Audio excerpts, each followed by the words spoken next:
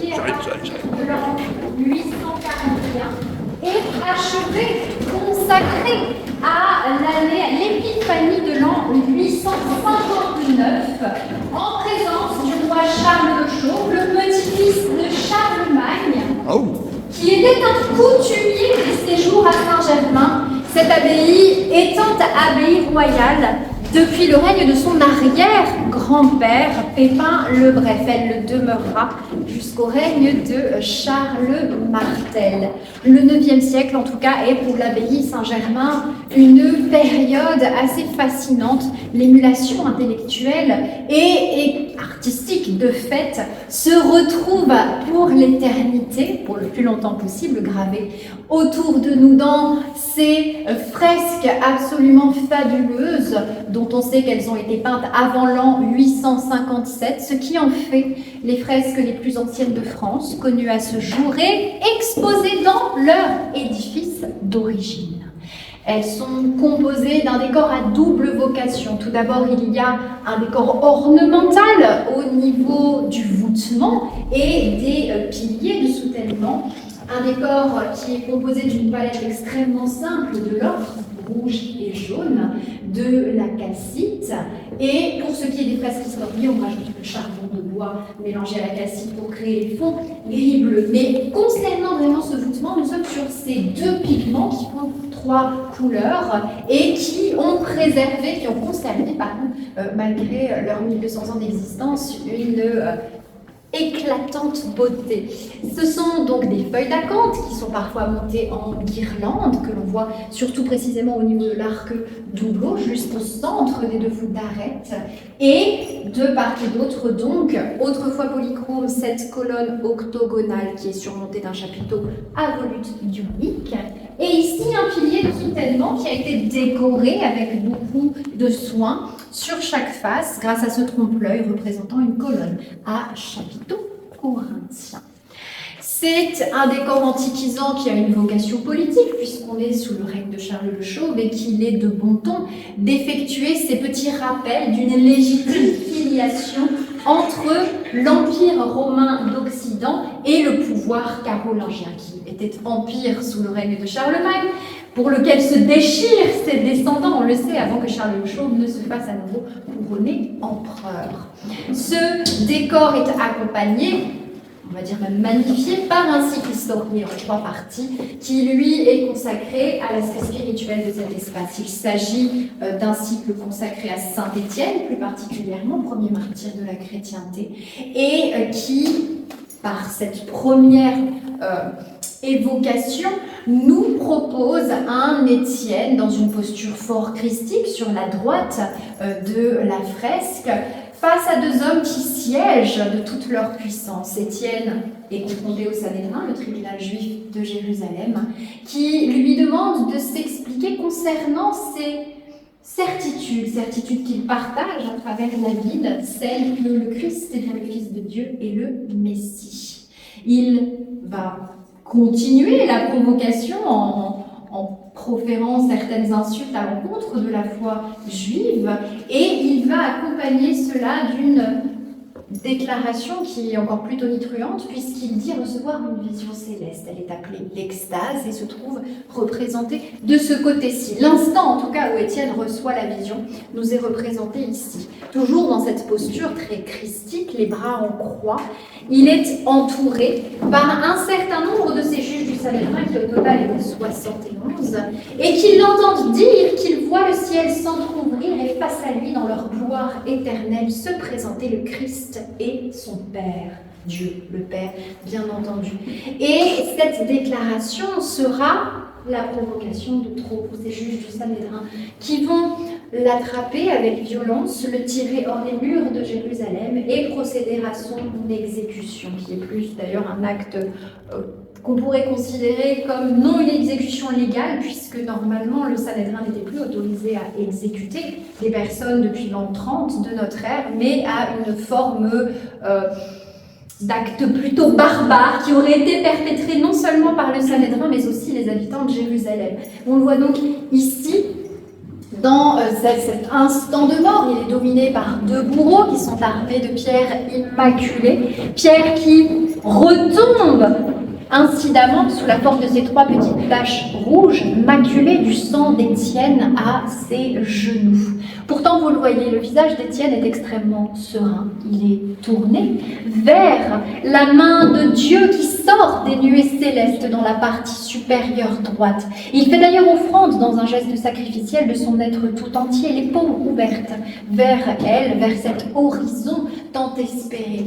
Malheureusement pour lui, il est encore retenu sur terre, d'une part dans l'acte qu'il est en train de subir, il faut vivre ce martyre terrestre pour atteindre le ciel, mais il est symboliquement également retenu par son vêtement liturgique, la dalmatique, dans la porte de cette ville étonnante, légèrement anachronique puisque représentée de façon médiévale, contrairement à ce que l'on peut attendre d'une ville du 1er siècle de notre ère. Toujours est-il qu'ici, dans cette posture, Étienne nous apparaît dans son statut le plus important, celui qui le porte vers l'éternité, c'est celui de saint intercesseur. Il est là pour lier la terre au ciel, permettre à l'ensemble des prières qui sont faites depuis la terre de rejoindre le royaume par l'offrande qu'il va en faire. Donc c'est exactement ce que l'on voit ici représenté. Il est au centre, il fait ce geste offertoire qui est un geste de prière puisque c'est le geste du Notre Père. Et il va donc tendre tout entier cette espérance vers cette main encore fantomatique. Évidemment, ici, si l'on représente Étienne de la sorte, c'est pour mettre en valeur l'un des très nombreux saints qui ont suivi son exemple, c'est-à-dire Saint Germain qui est inhumé au centre de la crypte et qui permet à l'ensemble des prières des pèlerins qui partent de cette porte, en réalité nous sommes à l'entrée, de rejoindre le ciel figurativement après avoir prié auprès de lui. Il n'est pas le seul saint inhumé ici. Il se trouve qu'il est entouré d'un certain nombre des évêques qui lui ont succédé. Au total, une vingtaine depuis le 5e jusqu'au 10e siècle. C'est pour cela que nous sommes dans une crypte funéraire épiscopale, c'est son nom véritable. Et parmi eux, donc, certains ont été canonisés. Ils sont mis en scène d'une autre manière pour mettre en avant justement leur dignité d'évêque et le fait qu'ils soient eux aussi capables de lier les deux mondes par une autre facette de leur mission, celle que l'on appelle la mission pastorale. Je vais vous inviter à me suivre de ce côté-ci. Nous allons ensemble découvrir cette nouvelle écriture qui va vous aider.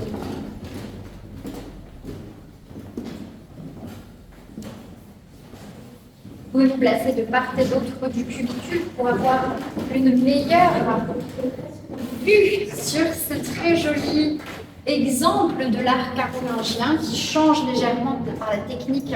Ce n'est plus une technique de réau, mais une technique de remplissage, toujours avec les mêmes pigments, encre jaune, rouge et calcite. Les deux personnages qui sont ainsi représentés sont des évêques, et nous le savons parce qu'autour du cou, ils portent cette écharpe triangulaire que l'on appelle le pallium. C'est une écharpe qui est typiquement tressée en laine d'agneau et qui est distribuée encore aujourd'hui aux archevêques métropolitains lors de leur messe d'installation, bénie le plus souvent à Saint-Pierre de Rome par le pape en personne. Symbole de fidélité qui comprend en premier lieu la fidélité à Saint-Pierre, le premier évêque de Rome bien sûr et premier pape de l'histoire de la chrétienté. Ces deux personnages, donc ces deux évêques, ont trois autres particularités. Une, ils sont montés sur des piédestaux qui représentent la terre. Deux, ils sont tous deux porteurs des évangiles, ce qui constitue l'ensemble de leur mission. Et trois, ils ont les têtes nimbées qui représentent le ciel. Je vous parlais du lien entre les deux mondes, la terre et le ciel, dans une dynamique descendante cette fois et non ascendante, par ces fameux évangiles, puisque cela fait d'eux des témoins du Christ sur la terre, donc de fait des témoins du ciel sur la terre. Et c'est une mission, leur mission pastorale, ce que j'évoquais, qui doit être transmise de génération en génération. Nous, la présence d'un homme aux cheveux blancs, le maître, qui bénit du signe de la Sainte Trinité son disciple aux cheveux bruns. L'acte de transmission intergénérationnelle qui est mis en avant ici est aussi une manière de rappeler la présence à nos pieds de 3 sarcophages dans lesquels se trouvent 3 de ces fameux disciples de Saint-Germain, évêques qui lui succédèrent sur la cathèdre d'Oteciodurum, c'est le nom latin de la ville d'Auxerre, au 5e siècle en premier lieu, puis au 9e siècle, pour ce qui est de Saint Fraterne, Abbon et Saint Sansuo, dont les épitaphes nous permettent d'ailleurs de les identifier formellement. Je vais vous en montrer quelques exemples. Le plus visible d'entre eux et le plus fascinant se trouve dans le couloir oriental. Je vais vous y diriger. Suivez-moi. Il est parfaitement conservé. Il se trouve juste ici et nous permet de constater par ailleurs que Fraterne, Saint Fraterne, est un bienheureux martyr. C'est lui qui va en l'an 448 succéder directement à Saint Germain à sa mort. Pour rappel, Saint Germain meurt le 31 juillet de l'an 448 à Ravenne, à la cour impériale. Il est ramené par convoi funéraire jusqu'à Oteciodurum. Le convoi arrive extrêmement tardivement, à la fin du mois de septembre, donc il y a près de 2 mois de voyage, et il est inhumé après 6 jours d'exposition à la cathédrale dans les murs de ce qui est alors un petit oratoire funéraire qui va devenir petit à petit la tentaculaire et sublime église que nous sommes en train de visiter. Génial. Il y a sous vos pieds quelque chose qui malheureusement n'est pas aussi explicite que cet ensemble agrémenté d'illustrations, mais qui néanmoins a un côté très mystérieux qui peut beaucoup attirer l'œil. Il s'agit d'une petite chapelle mérovingienne appelée Saint-Christophe et qui renferme les sépultures d'une dizaine d'évêques qui également bien sûr ont succédé à Saint-Germain entre les 6e et 7e siècles. Ce sont des évêques qui souhaitaient être au plus près de Germain, mais ne pouvaient le faire dans la basilique d'origine, basilique construite sur les bases de l'oratoire antique au début du VIe siècle par la volonté de la reine Clotilde. Cela se trouvait de ce côté-ci, il s'agissait du chevet de l'église. Et par manque de place, donc, ils ont fait, ces évêques, bâtir cette petite structure en contrebas de celle-ci.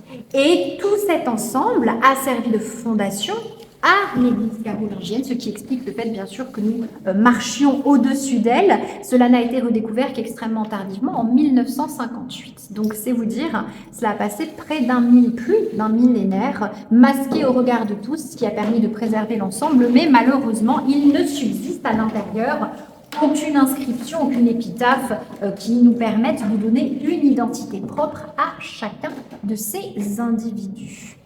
Nous allons nous diriger ensemble vers la rotonde orientale. Nous allons quitter l'époque carolingienne brièvement et rejoindre l'époque gothique, puisque c'est à ce moment de l'histoire que fut reconstruit cet ensemble. Allez-y, dirigez-vous, je vous en prie, de ce côté. La consécration à Sainte-Maxime, on connaît juste ici. Donc cette chapelle lui est dédiée tout à fait logiquement. On l'appelle la chapelle de la virginité liée à Germain, puisqu'au-dessus on a la Sainte Vierge, la chapelle de la Sainte Vierge qui est dédiée à la virginité mère. Donc on a un ensemble qui est très cohérent en termes de consécration, et elle fait face directement au tombeau de Saint-Germain. Donc il y a un dialogue éternel entre la gardienne et le tombeau, mais malheureusement, nous ignorons totalement à quel endroit elle se trouve, ce qui d'ailleurs est la même chose pour Eustachie, l'épouse de Germain, qui l'a quitté d'une certaine manière lorsqu'il est devenu évêque, vivant fraternellement avec elle, et dont on ignore tout de la sépulture éventuellement. Donc là, je quitte l'aspect historique, si l'on veut, pour rejoindre l'aspect architectural, puisque nous sommes sous un voûtement qui est tout à fait étonnant. C'est un voûtement d'ogive qui a été construit au XIVe siècle pour remplacer le voûtement carolingien qui ne pouvait soutenir l'élévation de l'église abbatiale lorsqu'elle devint plus importante. Et il est constitué, vous voyez, de 10 nervures, ce qui est somme toute relativement rare. Nervures qui, on le voit à la base, sont extrêmement épaisses et ça file à peine lorsqu'elles rejoignent le centre pour ne rencontrer aucun obstacle. C'est assez étonnant, il n'y a pas de clé de voûte qui soit visible. Il y a évidemment mécaniquement une clé de voûte, c'est une obligation pour la mise en tension de l'ensemble, mais elle a été rendue invisible sciemment pour donner cette illusion d'une parfaite continuité, d'une parfaite homogénéité de cet ensemble. C'est tout simplement l'étoile à 10 branches qui a été taillée dans la masse et que l'on ne peut distinguer que si l'on regarde le pourtour de ce mortier, le pourtour de la pierre, pardon, qui est donc accolé avec ce mortier qui est tout à fait facile à distinguer quand on y prête vraiment attention. Mais si l'on regarde comme ça, effectivement, l'illusion est parfaite. Surtout qu'il faut s'imaginer le fait que l'ensemble était peint, enduit, décoré et que probablement on ne pouvait réellement voir la teneur de chaque pierre et la manière dont elle était montée. À cela, il y a une explication. C'est une explication qui est, on peut le dire, mémorielle et spirituelle. Et je vous proposais de vous placer ici afin de pouvoir la comprendre et l'observer vous-même. La volonté des bâtisseurs aura été de préserver une forme d'homogénéité architecturale et stylistique entre cette partie de la crypte qui existe depuis l'Antiquité, en vérité, même si elle a été modifiée, retravaillée à partir de l'époque mérovingienne, puis carolingienne telle qu'on la voit maintenant. Et donc ne pas voir cette partie comme indépendante de la structure authentique qui mène au sacro-saint lieu de sépulture de Germain. On est toujours dans ce respect des différentes strates historiques d'un lieu de culte, qui plus est lieu d'inhumation d'un saint aussi vénéré que Germain l'a été dans la chrétienté médiévale. Donc on va bâtir avec des techniques nouvelles, des techniques novatrices, un voûtement d'ogive dans ce qui est alors appelé l'art français, mais on va l'inscrire dans une sorte de respect de l'ensemble. Un voûtement qui est gothique techniquement, mais presque pré-roman stylistiquement, avec cette volonté, on voit ici dans la première travée avec le voûtement à 4 ogives, la volonté de ne surtout pas créer un autre centre d'attention, un autre point de focalisation que ce qui importe le plus, c'est-à-dire la sépulture de Saint-Germain qui est en ligne de mire, présentée telle que vous la voyez maintenant depuis le XVIIe siècle seulement, mais inhumée à cet emplacement dès le 5e siècle. Il n'en aura bougé que très brièvement lors des travaux d'édification de la crypte carolingienne. On l'aura placé, d'après les archéologues, dans une fosse qui est située une dizaine de mètres plus vers l'Occident, davantage vers l'Ouest. On va s'avancer ensemble vers Germain pour découvrir un petit peu plus d'éléments à propos de sa vie. Il est, comme je vous le disais, évêque de Plessis-de-Rome à partir de 418 et jusqu'en 448. C'est un grand voyageur, il est considéré comme pas vraiment un prédicateur parce qu'il n'a pas cette qualité, il ne connaît pas suffisamment, il n'est pas suffisamment connaisseur en théologie, on peut le dire, mais en tout cas, il a vraiment une grande qualité d'orateur et c'est ce qui va faire sa renommée, ça, et le fait, bien entendu, qu'il soit considéré comme un saint thaumaturge, c'est-à-dire faiseur de miracles, très rapidement au cours de son épiscopat. Et donc, il va voyager à travers ce continent européen de l'Antiquité. Il va aller sur les îles britanniques, il va aller en Bretagne, ce qu'on appelait bien entendu l'Armorique à l'époque. Il va donc finir sa vie à Ravenne pour négocier le salut de quelques populations armoricaines placées sous sa protection.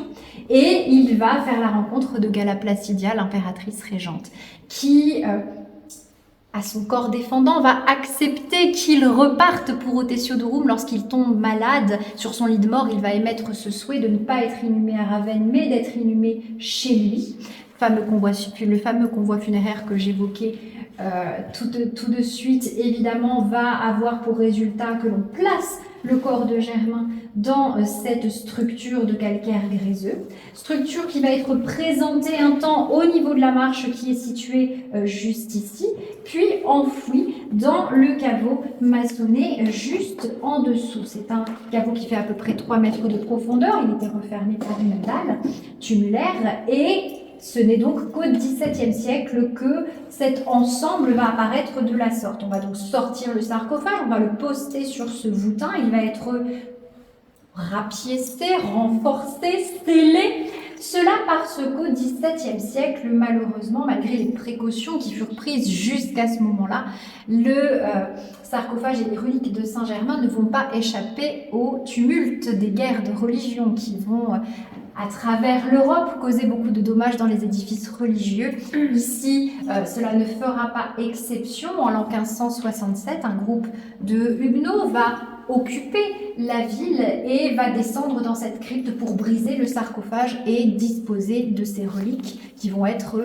Oui, vous aviez une question. C'est quoi des Huguenots? Les Huguenots, ce sont des réformés calvinistes, ce sont des protestants. Ah d'accord. Voilà, on les appelait les Huguenots à l'époque, on conserve ce nom parce qu'il est contemporain de la chose. Il est vrai que pour les protestants, ça n'est pas une manière agréable de les nommer, donc on devrait plutôt dire les réformés calvinistes. Voilà, plus spécifiquement, qui suivaient l'enseignement de M. Calvin, comme M. Luther, etc. Toute la réforme qui a eu lieu au tournant du XVIe siècle. Voilà. D'accord, ok. Je vous crois. Voilà. En tout cas, c'est une pratique, la pratique des réformés voulait qu'on ne croit pas dans l'acte d'intercession, c'est-à-dire la présence d'un saint qui va permettre aux prières d'accéder au ciel. On discutait, on dialoguait directement avec le Seigneur et pas avec un intermédiaire.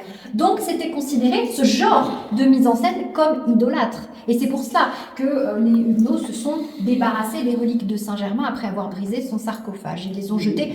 Nous ignorons malheureusement... Pardon ? Il y avait des richesses d'orfèvrerie. Il y en avait aussi, c'est vrai qu'on a pu, et c'est notamment vrai dans l'église, on a pu creuser un moule à canon et un four en se saisissant de l'ensemble des métaux qui étaient présents dans l'église. Donc toutes les richesses étaient bonnes à prendre, ça c'est évident, mais là c'était vraiment un acte de profanation pur et simple. L'idée était vraiment de se débarrasser des reliques de Saint-Germain, à l'image des bas-reliefs qu'on brisait dans toutes les églises. La cathédrale Saint-Étienne juste à côté en est un exemple assez flagrant.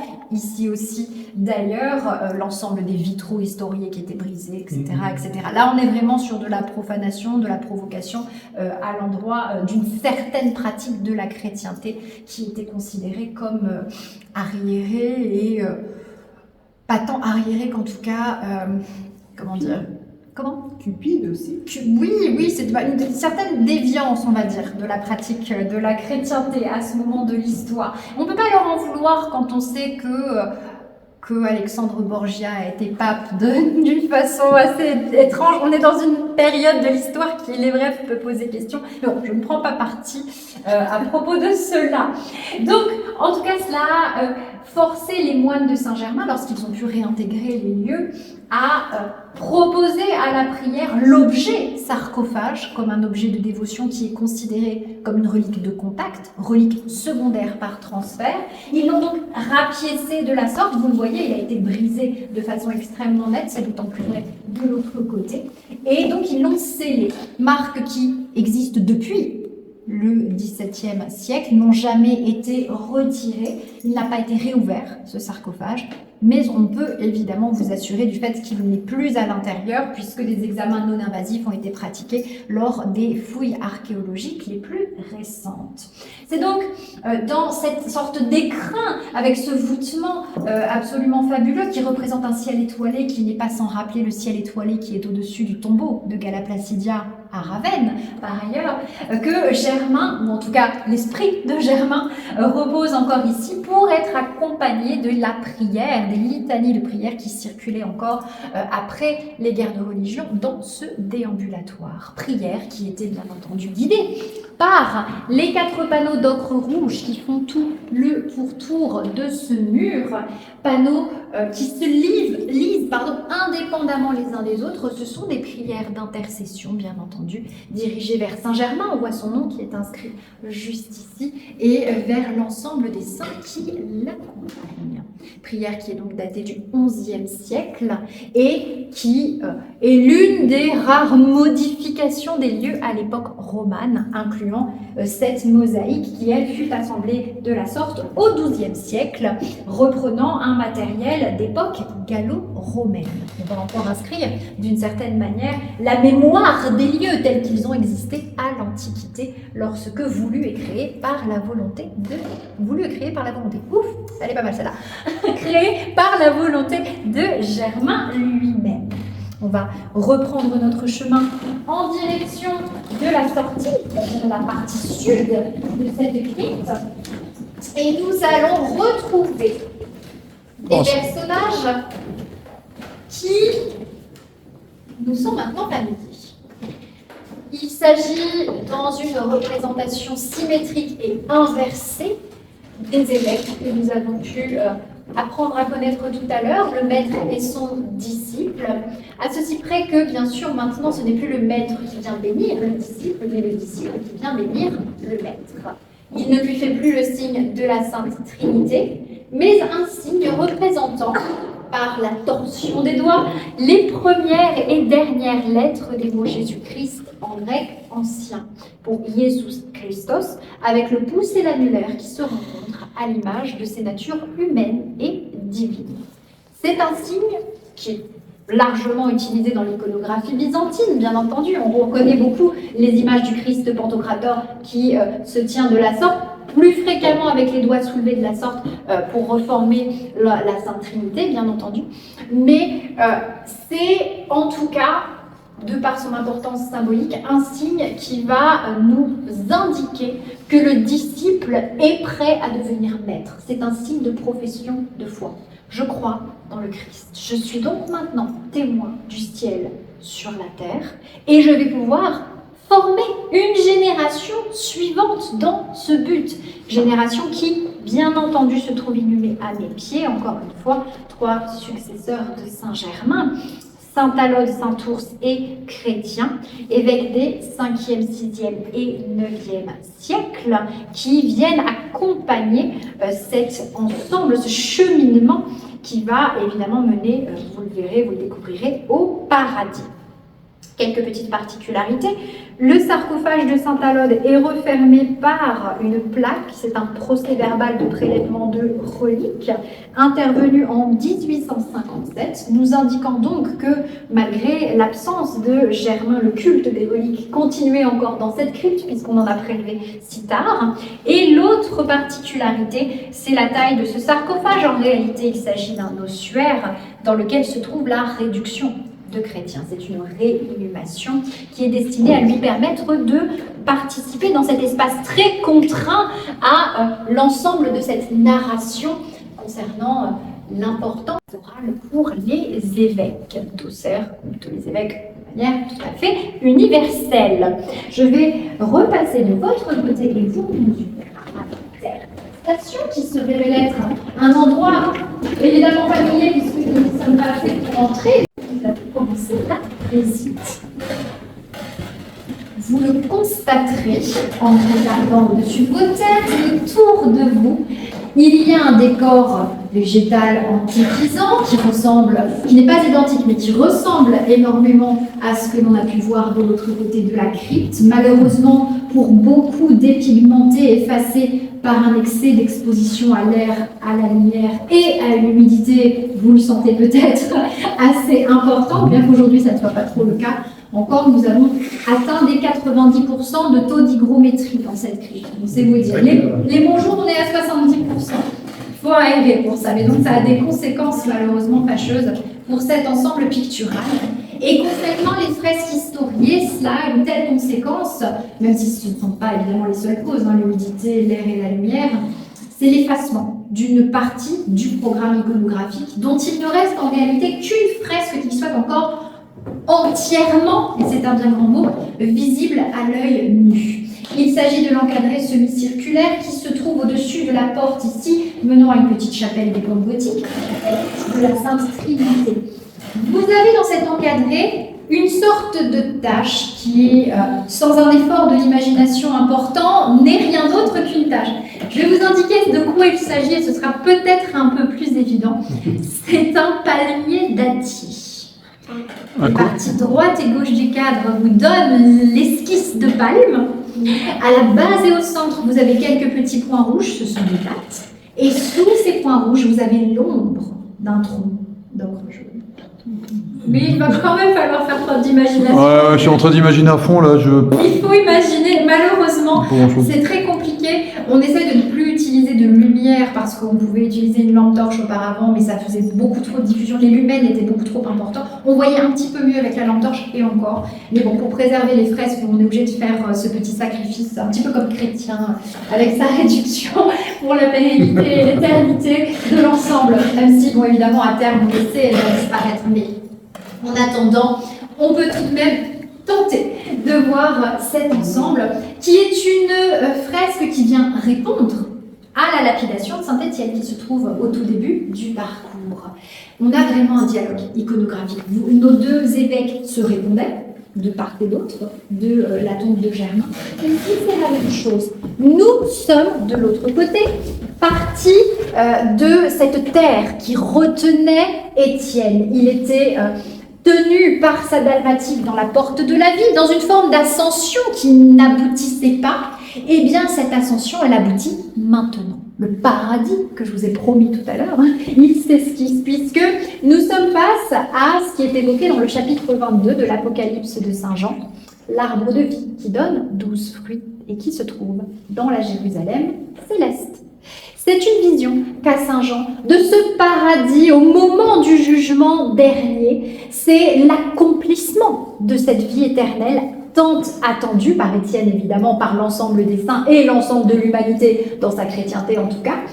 Et évidemment, le pèlerin, lorsqu'il voit cette fresque, au moment de remonter ses marches, a reçu le signal dont il avait besoin pour être certain que ses prières avaient fait ce cheminement avec lui, qu'elles avaient atteint le ciel, et que lui, en passant cette porte, allait également entrer au paradis. Donc, messieurs, dames, vous êtes prêts ? Vous allez entrer, vous êtes chanceux d'avoir Saint-Pierre avec vous aujourd'hui, même si malheureusement, la porte n'est pas ouverte que par moi. Il y a un petit loquet qui vous permet à tous d'être des Saint-Pierre en puissance et de pénétrer dans ce royaume. Allons-y, dites-moi, attention à vous. Est-ce qu'il y a une représentation, on va dire, extrapolée de ce qu'était cette... Alors on a... Est-ce qu'il y a eu une esquisse qui a été réalisée sur papier ? On a des relevés dans un ouvrage scientifique qui a été publié par des chercheurs dans les années 90, Christian Sapin en premier lieu qui a dirigé ce chantier de recherche. Mais c'est une esquisse qui est une empreinte plus qu'autre chose. On n'a pas une extrapolation complète malheureusement. Ça pourrait être intéressant. Ça pourrait être extrêmement intéressant. On a engagé très récemment un artiste qui est spécialisé dans les bandes dessinées, qui travaille très très bien et qui nous a fait une sorte d'extrapolation du tympan gothique qui est partiellement détruit. Il a été détruit pendant les guerres de religion. Donc ce serait intéressant effectivement de tenter quelque chose d'un petit peu artistique sur ce plan-là, mais pour l'instant ça n'a pas encore été le cas. On n'a que des représentations purement scientifiques. Et on les trouve où, ces représentations ? Alors dans un ouvrage qui n'est même plus édité et qui s'appelle 10 ans de recherche à l'abbaye Saint-Germain, qui est épais comme ça, qui est une partie de 2 volumes qui au total sont épais comme ça. Et non, parce que ça a l'air d'être quelque chose de super, puis même au niveau de l'aspect... Ça devait être absolument fabuleux quand il existait dans sa complétude, mais malheureusement, pour l'instant, on n'a rien qui soit suffisamment vivant, hormis ceci. Et si vous souhaitez consulter l'ouvrage, alors on l'a ici à la documentation, à la bibliothèque d'Auxerre également, on en a un exemplaire. J'en ai un aussi, mais je ne l'ai pas ici, ce qui est fort dommage parce que j'aurais pu vous le montrer directement. Je le saurai la prochaine fois, je l'amènerai, je ne le garderai pas chez moi comme ça. Si jamais la question se posait, je serais prête à réagir. Mais c'est vrai que ça a l'air tellement intéressant au niveau de la signification. Au niveau de la signification. Après la signification, les archéologues ne se mouillent jamais concernant la signification. Là, c'est plus de la théologie, ce que je vous offre, que les recherches des archéologues telles que ça a été publié dans cet ouvrage. Je me documente en outre en termes théologiques, ce qui, vous le voyez, oriente beaucoup ma visite, parce que je trouve que c'est le but et c'est le sens de ce lieu. Donc voilà.